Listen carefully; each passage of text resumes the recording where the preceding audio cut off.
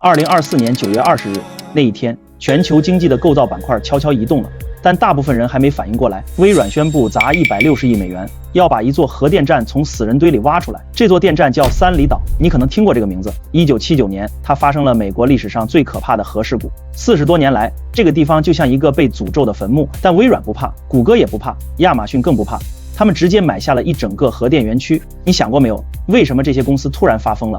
他们真的是环保主义者吗？不，他们是被逼的。而这个逼来自一个物理定律，热力学第二定律。再多钱，再多硅谷天才，也改变不了这个定律。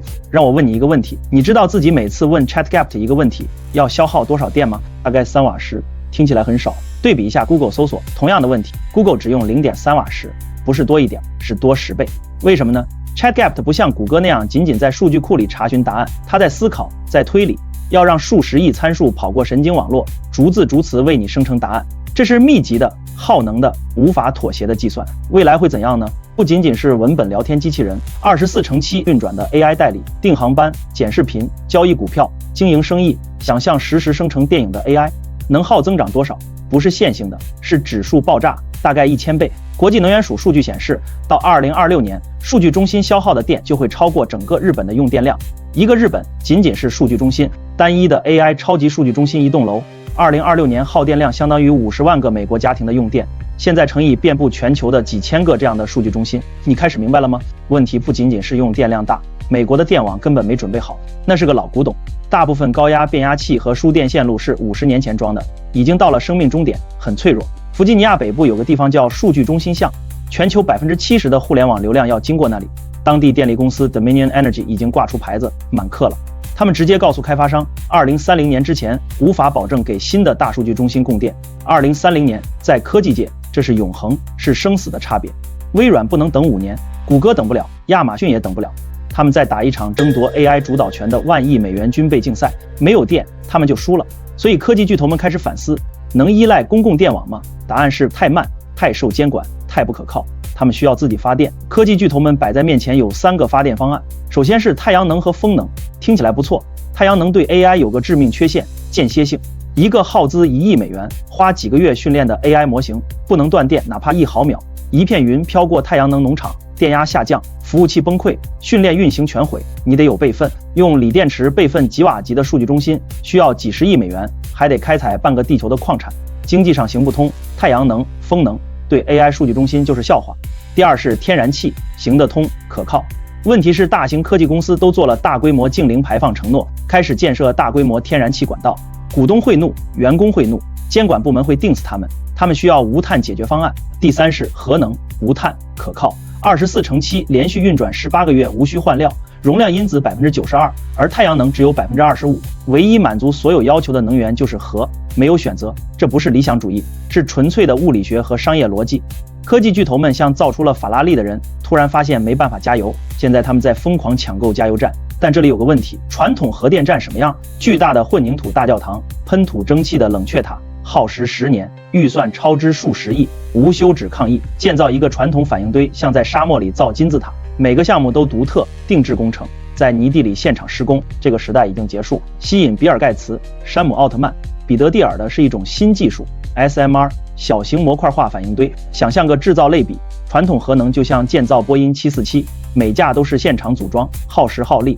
SMR 就像制造福特 F150，流水线上用机器人批量生产，每个零件标准化，每条焊缝都用激光检查，完成后放在卡车后面运走，客户挖个洞插进去，通电需要更多电，不用建新电厂，直接订购下一个模块，插在第一个旁边，像给手电筒加电池。这完全改变了经济学，消除施工延误风险，降低前期资本成本，把核能从项目变成产品。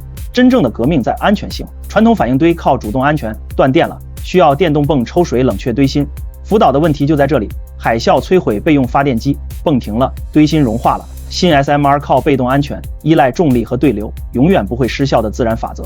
设计通常浸没在水池中，或用液态钠冷却。断电了，反应堆自动关闭，热量上升散开，堆芯自然冷却，无需人工干预，无需电力。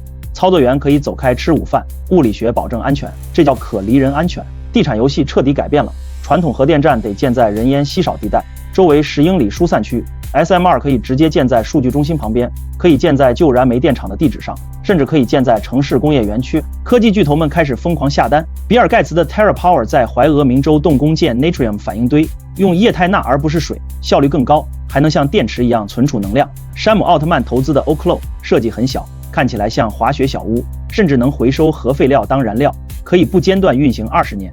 还有 NuScale， 第一个被美国监管部门批准的设计。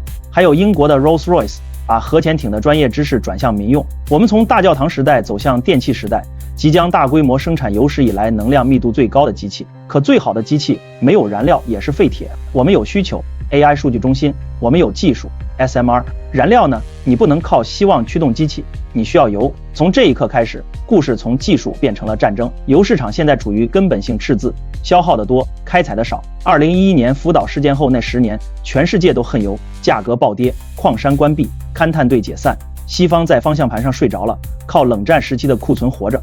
西方睡觉的时候，东方在建设。中国现在在建26座核反应堆，不是计划，是正在建设。他们未来15年的核能容量会超过世界其他地区的总和。俄罗斯掌控浓缩市场，现在美国突然想2050年前把核能容量提高3倍。油矿不能像开灯开关一样重启，从发现矿床获得环保许可，挖竖井到生产黄饼需要10到15年。美国想弥补失去的10年供应，然后是最关键的瓶颈——浓缩。地下的油不能直接用，必须提炼、浓缩，在巨大的离心机中旋转，增加 U235 同位素浓度。直到2023年，西方近40%的浓缩服务依赖俄罗斯。我们把能源安全外包给了普京，因为便宜。乌克兰战争改变了一切，关系死了。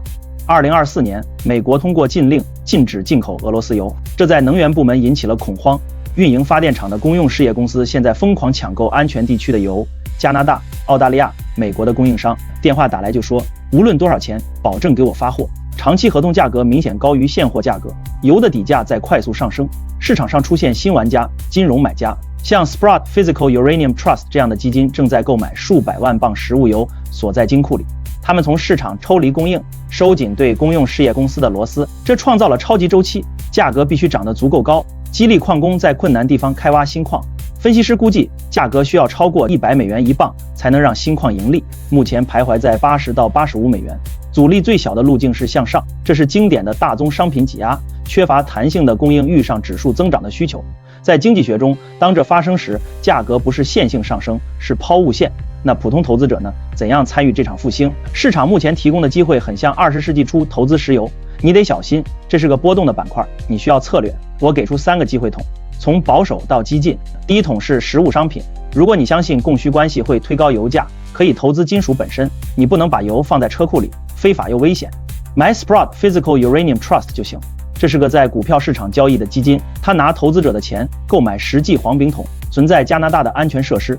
他们从市场抽离供应，这是对现货价格最纯粹的压注。油涨到100美元，信托就涨，没有采矿风险，没有执行风险，只有纯粹供给和需求。第二桶是蓝筹生产商，这些是拥有矿山和合同的公司。西方最大的是 Chemical， 股票代码 CCJ， 想象成油业的埃克森美孚，在加拿大拥有最好的矿 Cigar Lake 和 MC Arthur River， 与公用事业公司有长期合同，甚至拥有反应堆制造商西屋电气的股份。然后是哈萨克斯坦的 Kazatomprom， 世界最大生产商，支付巨额股息，但靠近俄罗斯和中国带有地缘政治风险。高价环境下，这些公司是现金流机器。第三桶是技术和开发，高风险高回报。在这里你能找到能源界的下一个英伟达，像 Oklo 由山姆奥特曼支持，他们不只是电力公司，是科技公司，还有 NuScale 或涉及浓缩周期的 Centrus Energy。这些股票波动大，可能1个月下跌50%。但如果技术成为数据中心标准，未来10年可能是10倍股或20倍股。别忘了，大型公用事业公司本身，像 Constellation Energy 拥有美国实际核电站，是与微软签协议的那个。他们向淘金者出售镐头，股价已经翻倍。很多分析师认为这只是开始，因为可靠电力的价值正被市场重新定价。警告，这不是直线上涨，核能是政治性的，全球任何地方一个事故，板块可能一夜崩溃。利率很重要。建造反应堆资本密集，利率高，成本就增加，这是波动的板块，需要耐心，需要承受波动的心理素质。我想最后说一件事儿，这个频道花了很多时间讨论世界的问题，债务、通胀、破碎的系统，这些问题是真实的，我们得保护自己。这同样也是真的，人类的智慧是不可战胜的，每当我们撞上一堵墙，我们就发明一扇门。能源稀缺的墙已经摆在眼前，化石燃料和天气相关的可再生能源的极限已经到了。现在我们踢开通往原子时代的大门，这是一个能源廉价、丰富、清洁的未来。想象无限核热的连锁反应，我们能便宜淡化海水，把沙漠变农田，解决全球水危机，从空气中生产合成燃料，创造氢气，为解决蛋白质折叠、治愈疾病的 AI 系统供电，这是丰盛议程。末日论者会说世界在终结，他们让你囤罐头、躲掩体。乐观主义者说我们才刚开始，他们说投资于建设者，过度会混乱，会有波动，会有政治斗争，行进方向是明确的，原子回来了。这一次他戴着绿帽子，驱动微芯片。对投资者来说，在市场其他人意识到硅谷与核物理这场婚姻之前就看出来是一生的机会。火车正在离站，反应堆正在启动，唯一的问题是你在车上吗？你在数据中心巷还是在隧道里？你是在压住核能的新时代，还是被留在旧的能源梦里？评论区告诉我，你会投资核能吗？ Yes to SMR 还是 No Nuclear？